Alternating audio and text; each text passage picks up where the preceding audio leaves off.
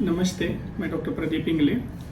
मैं दूरबीन शस्त्रक्रिया, स्त्रीरोग और वंध्यत्व निवारण विशेषज्ञ हूँ। मैं अहमदनगर, महाराष्ट्र में काम करता हूँ। आज हम लोग जानने की कोशिश करेंगे कि हीमोरेजिक सिस्ट्स क्या रहते हैं। अभी ये टॉपिक ज़रूरी क्यों है कि because these are the commonest cysts, benign cysts found in reproductive age group females.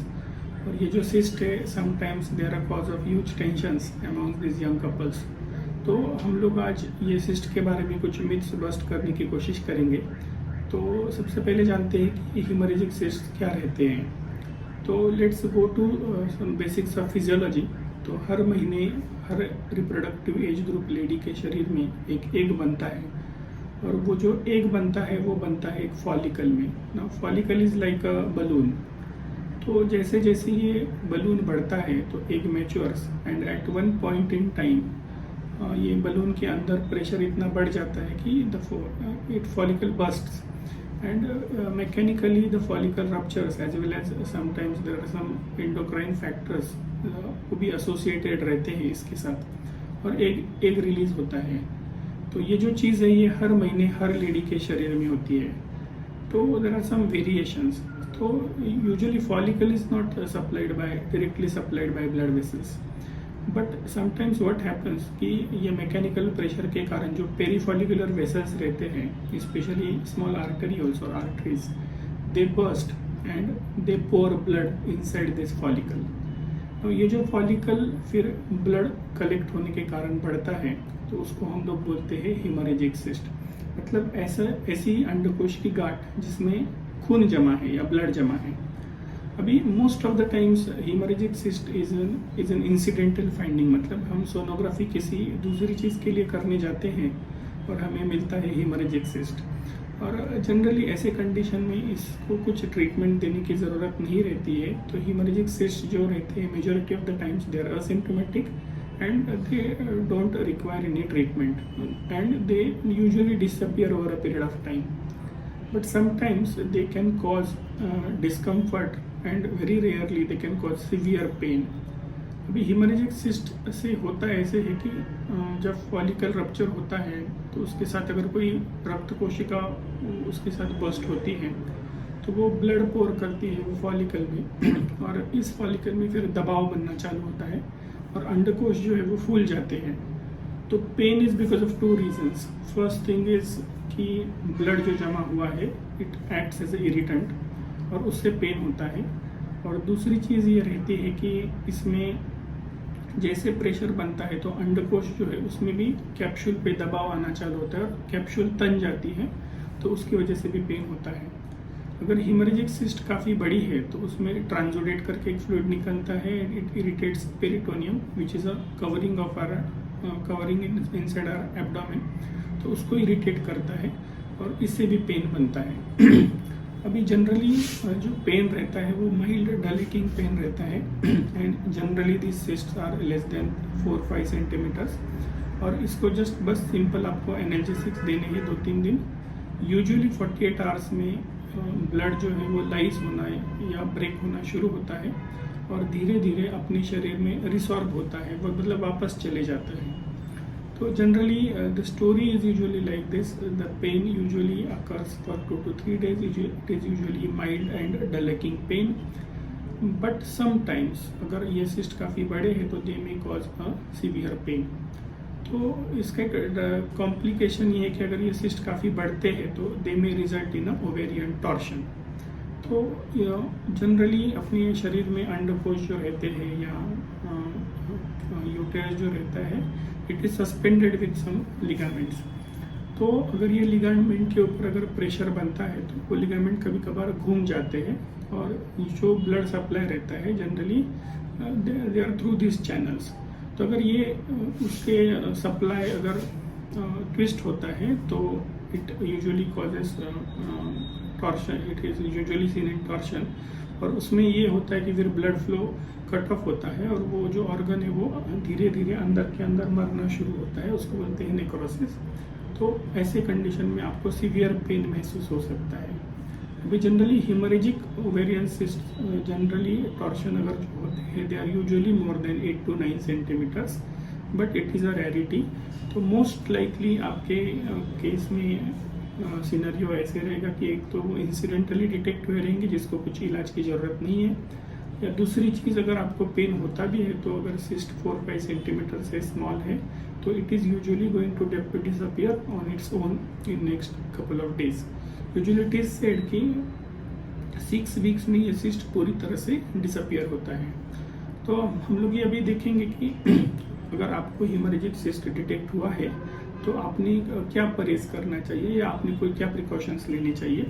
तो जनरली जैसे मैंने बोला कि हेमरेजिक सिस्ट से आपको एक डिस्कम्फर्ट रहेगा या एक अंडकोश का जो आकार है वो बढ़ेगा, और अगर अंडकोश काफ़ी बढ़ गए तो they are prone for torsion. तो ऐसे टॉर्शन जनरली इन चीज़ों से होता है जिससे आपके पेट में दबाव बढ़े। जैसे कि अगर आपने 12-15 kg के ऊपर अगर बहुत भारी वजन उठाया, या आपने कुछ जोर किया, टॉयलेट में जोर लगाया, या कभी कभार फिजिकल रिलेशंस के दौरान भी इसमें टॉर्शन हो सकता है या वो सिस्ट घूम सकती है। तो जो लेडी में स्पेशली बॉर्डरलाइन सिस्ट है, specially more than in between 5 to 8 centimetres 9 centimetres, तो उन लोगों ने वेट बियरिंग एक्सरसाइजेस या कोई भी चीज़ जिससे उनके पेट में दबाव बढ़े वो अवॉइड करना है, specially for next 8 to 15 days. Generally ये जो सिस्ट है वो दूसरे दिन से ही लाइज होना शुरू होते हैं और 15 डेज में काफ़ी हद तक वो छोटे हो जाते हैं and with in 6 weeks they usually disappear. तो ये आपने प्रिकॉशन लेना है कि आपने बहुत भारी वजन नहीं उठाना है। आपके मतलब घर के छोटे नुस्खे आप इस्तेमाल कर सकते हो, जैसे कि आपकी टमी के भाग को आप गर्म थैली से या कुछ गर्म कपड़े से वगैरह सेक दे सकते हैं। तो it acts as soothener and it also increases the blood flow and it also causes rapid lysis of blood. तो ये चीज़ आप कर सकते हो। अब इसमें जैसे मैंने बताया कि ट्रीटमेंट ऑप्शंस में पहली चीज़ तो मोस्ट ऑफ द टाइम्स अगर असिम्प्टोमेटिक है तो कुछ करने की ज़रूरत नहीं है। अगर आपको काफ़ी पेन है तो आपके डॉक्टर के सलाह से आपको पेन किलर दवाइयाँ 3 से 5 दिन तक लेनी पड़ेगी। और अगर आपको काफ़ी सीवियर पेन है along with hemorrhagic cyst, usually it occurs in a torsion, तो इट मे रिक्वायर सर्जरी। तो अगर सर्जरी की ज़रूरत पड़ती भी है तो जैसे मैंने आपको पहले भी बताया कि सर्जरी जनरली 9 सेंटीमीटर या 8 सेंटीमीटर के नीचे के सिस्ट को नहीं लगती है। अगर सिस्ट बढ़ते हैं या उसमें साइंस ऑफ टॉर्शन होते हैं तो that is usually diagnosed on sonography as well as on your clinical picture by your gynaecologist. तो अगर उनको ऐसे लगता है कि इसमें टॉर्शन बना है तो उसमें सर्जरी की जाती है। ये जो सर्जरी है now in this current era it is done with laparoscopy.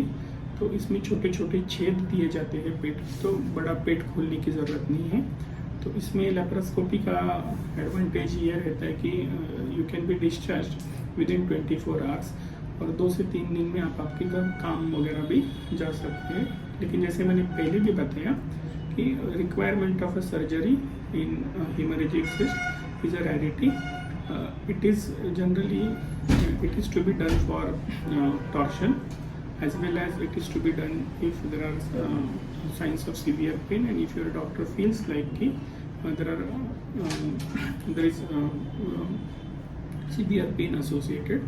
And even if UIG is not suggestive of torsion, sometimes UIG can miss torsion, so you should leave it to the discretion of your treating doctor. अब एक और एक चीज़ है कि कुछ lady में repeated haemorrhagic cyst बनते हैं। तो स्पेशली अगर यंग लेडी में जिनका एज काफ़ी कम है, जिनको अभी पीरियड शुरू है, यंग गर्ल्स में अगर ये ऐसे रिपीटेड बनता है तो sometimes it may be a sign of some blood coagulation defect. तो आपके डॉक्टर की सलाह से आपको कुछ कोएगुलेशन टेस्ट भी करना ज़रूरी है। Sometimes it is seen in disorders of prolactin. अगर आपकी प्रोलैक्टिन की लेवल काफ़ी ज़्यादा है या आपके शरीर में थायराइड के हार्मोन की मात्रा कम अधिक है तो ऐसे कंडीशन में भी हेमरेजिक सिस्ट कॉमनली रिपीटेडली पाए जाते हैं। तो अगर ऐसे कंडीशन में अगर आपको रिपीटेड हेमरेजिक सिस्ट है तो आपके डॉक्टर की सलाह से आपको कुछ इन्वेस्टिगेशंस करना ज़रूरी है।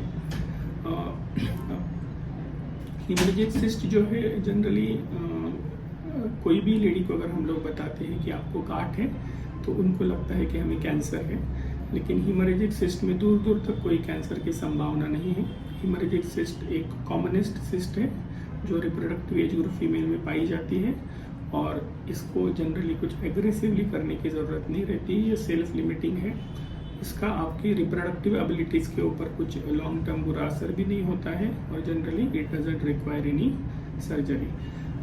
हीमोरेजिक सिस्ट के बारे में कभी कभार ये मिसडायग्नोज भी होते हैं। Haemorrhagic cyst and endometriotic cyst they look थोड़ा सा 19-20 दिखते हैं सोनोग्राफी पे। तो अगर आपको परसिस्टेंट हीमोरेजिक सिस्ट दिख रहा है बियॉन्ड 6 वीक्स तो it may be a endometriosis, वो एक अलग बीमारी है। तो अगर आपको 6 वीक्स के बियॉन्ड एंडोमेट्रियोटिक सिस्ट है तो you should consult an expert. So that was all about hemorrhagic cyst. Hope you enjoyed this video and hope it could have been informative to you. And we'll be coming with all such short videos which will guide you about very common problems in gynecology. Thank you very much.